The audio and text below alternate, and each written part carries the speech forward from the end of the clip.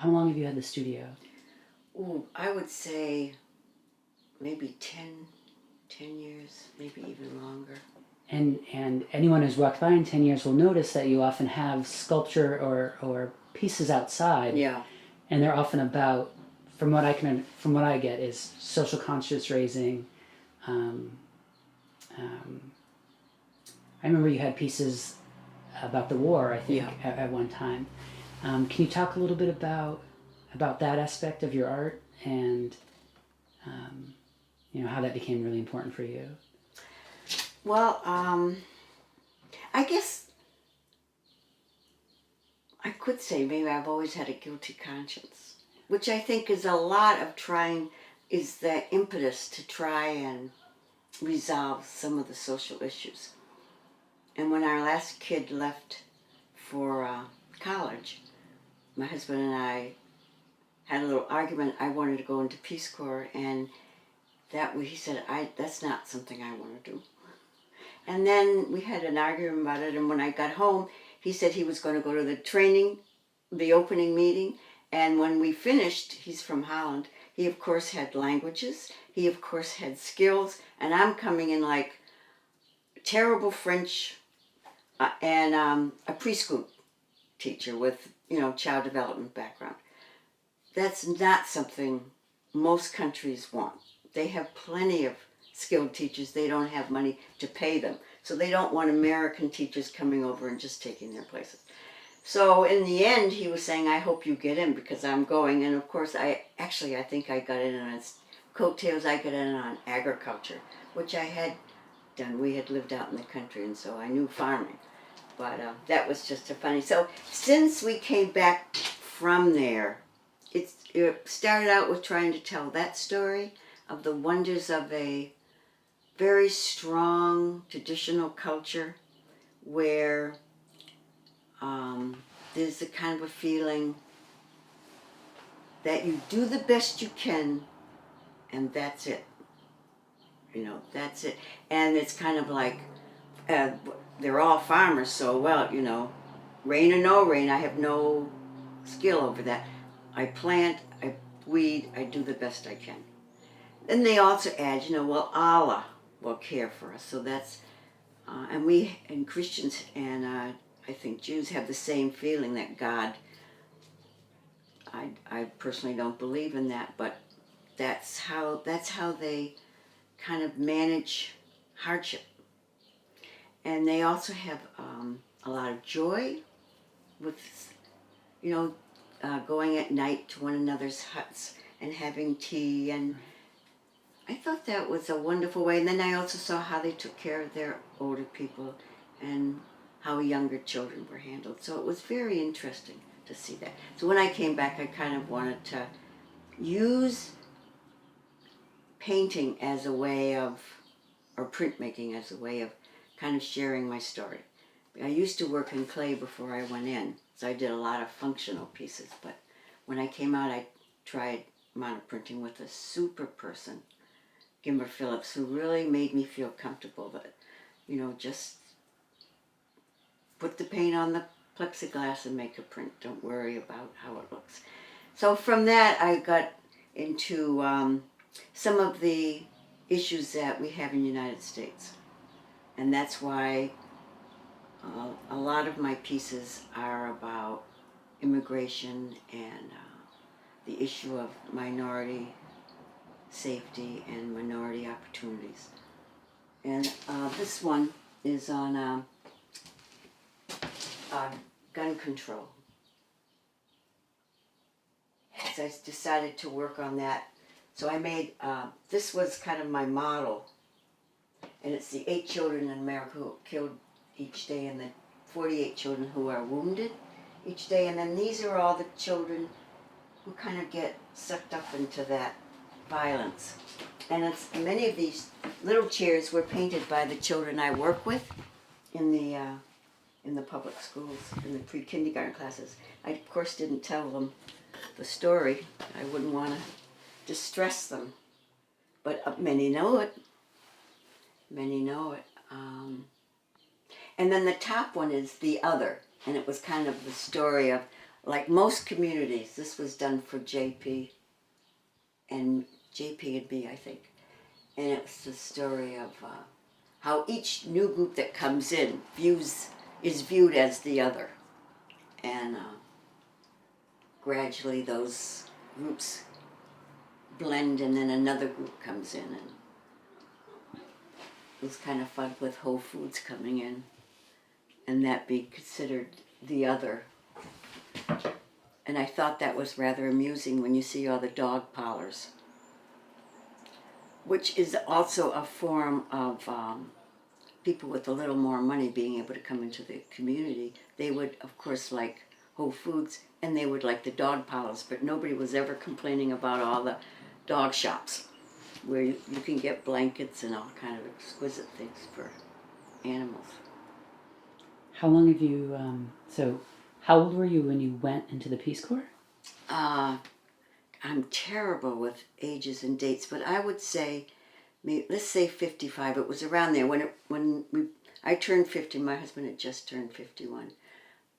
We decided we wanted to make a change, and it was to go into Peace Corps. It would be a good idea, and actually, it was wonderful because it gives you a whole view of how other people can handle problems, and we came back after 3.5 years. We extended a year. So we had a nice long time. And when our last week there, one of our neighbors kept biking past our hut. And he would pester us. And he ended up saying, "Why, you Americans, you come here for your amusement. And then you go and you never come back again." And on our flight home, my husband said, he's right, but it's not the complete truth. So he went back the next year. And we started we had been working with all these 21 villages that had been moved because of a World Bank dam. And these were farmers put on other farmers' unfertile land. And so it took 5 to 10 years for them to really hit the wall in terms of having enough time to plant a space large enough they would get enough food. And of course they couldn't.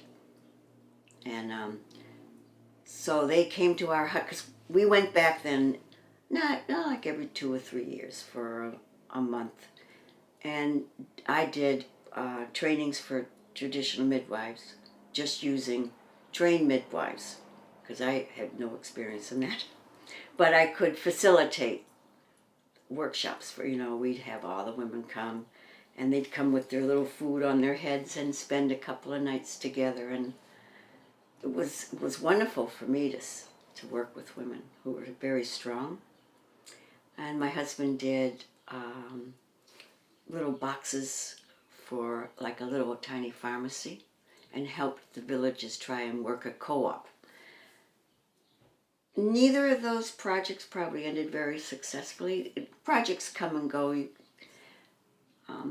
But one of our nights there, a group of villagers came to speak to us, and they always wait till the last night, I guess not to bother us, but they said that they told us about their problems with hunger, and that they just couldn't plow enough land to produce enough food. So we had brought, when we first went there, an agricultural expert, because they had just moved there, and he said, "You have good land because it's clay, but you have to feed it. You're going to have to feed it." And those people were thinking, "We just got moved here by the government. We're not going to stay here. We sure aren't going to fertilize hectares. Right. We'll fertilize our gardens. We know how to do that. We know how to make compost. But we're not going to stay here."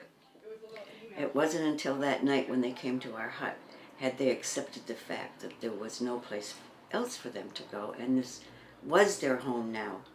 And so we brought that expert back down. He was a retired agricultural expert, Malian, and had been trained in, but he worked in the cotton district.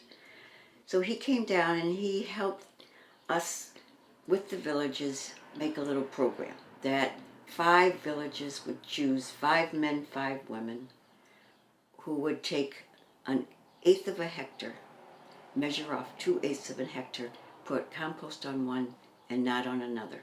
And if they did that for a year and plant, we would weigh their crop at the end. And every year they added 5 more.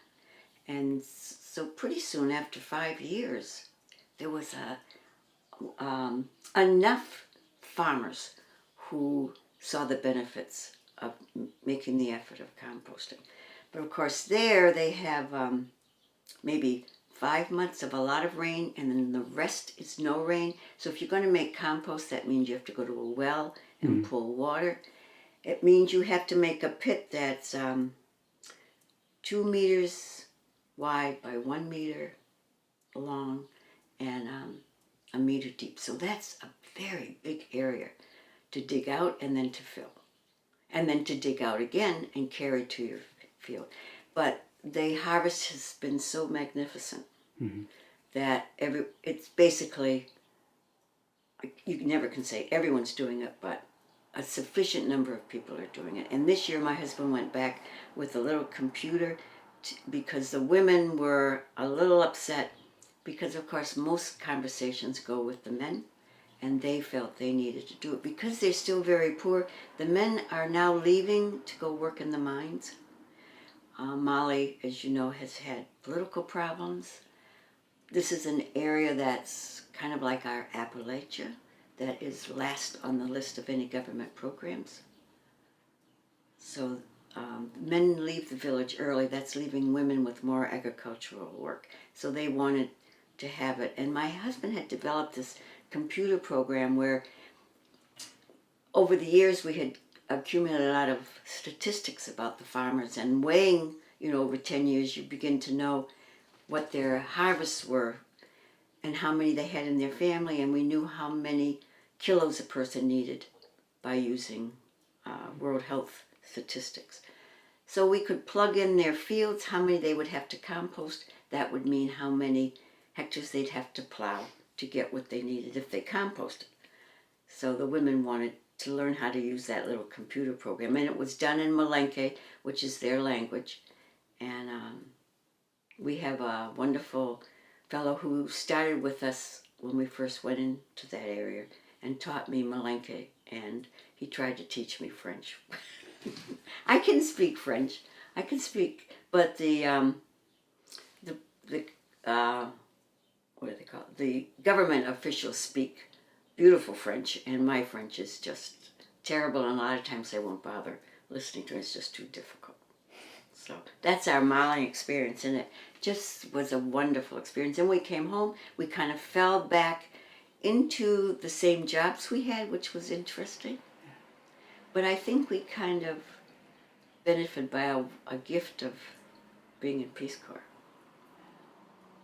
That's an amazing story, and I feel like we could do a much bigger special on that and your continued involvement. Yeah. Would you like to show me a few pieces that you'd like to talk about, do you think? Well, I can show you what I'm trying to do for a little change. I've been working on copper plates and doing printmaking, and I'm trying to do abstract work and not do have a narrative for my work for a while. So this is some of the pieces I've done. In actual fact, I'm entering it into JP to me. Crossing Zones, I think, is the name of the show. And this I did it's Cabot Estates, and I never went into Cabot Estates, but these images are kind of my feeling of when I was there, driving by or stopping and looking. So I was just trying to figure out how to arrange these for that show. What is Cabot Estates? It's one of the gated communities, and it borders Jamaica Plain and Brookline. Okay. So it was just interesting, that area of Jamaica Plain.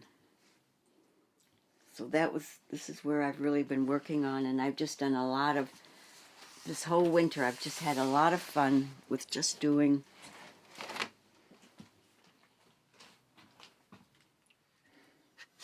was just trying to work how I could fix it. And then I thought, well, I could see, here I go, trying to make it narrative. Because I'm in charge of a show at Roxbury Community College. And the show is, I have June to put a show in the Resnicoff Gallery. And I have a lot of artists who are participating, and it's called The Power of Place. So I thought, well, space has a powerful call. So I thought, well, I could put that in. But I might use those figures out there for the problem of refugees in terms of place or immigrants. So this was a series I kind of did. So I'm not doing well staying away from the narrative. But this was a similar image I saw in a magazine, and that's Syria. So then I just tried to play with that and push it a little bit. And let's see if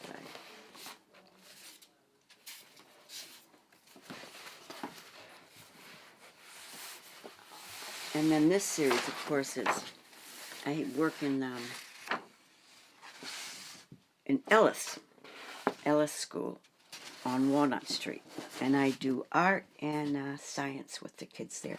So these are some pictures I just did of this school. I think that goes like this, although when we put them on the plates, we kind of muck them up. This is their cafeteria, and that's the stairs going up. That's a little better. It's just kind of fun. There's the chairs in the cafeteria, and it's a wonderful school that's very willing. So there's the kids going up the stairs. Very willing to have me come in. And I do a lot of first-hand experiences with the children. So we're doing science right now, and we just did everything that lives in water. So I brought in dead fish that they could do fish prints and shells, and looking at clean water, dirty water, trying to filter out water. And then another time we did what's alive and not alive, so worms and snails, which were feeding in my garden. So they ended up in a public school with all the children touching them, which they deserve. And this was just trying to break away from narrative. Let's see,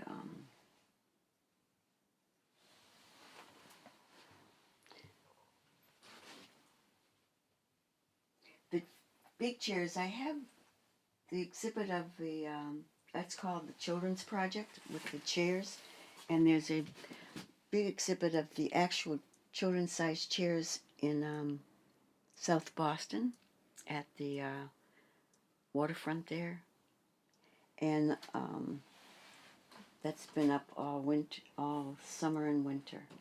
And the spirit of that project was what was the chairs? The Children's Chairs Project is basically gun control, to support gun control, buyback. This is it right now, occupying the present, and those are the chairs there. But these were all the artists that participated in that, and it was installations. The first model I did went into the State House because I work with a group called Violence Transform, using art to transform violence, and that's a whole nother story, but we're right in the process of doing shows. And we do a call for artists, and it's artists who are trying to show how doing art can help move people. So that's why I did the chairs exhibit originally for that show. But Leslie, we did a show at Leslie University. Wheelock has a wonderful program under Ann Toby, and her students go out and work with community kids all through the year, and then they bring their projects in, which is Ubuntu, which is community helping. Mm-hmm.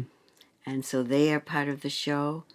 Roxbury Community College, we're going to have 3. Right now there's an exhibit from the students and faculty from Museum School, Mass Art, and Roxbury Community College, all on the issue of trying to support art as a means of diminishing violence.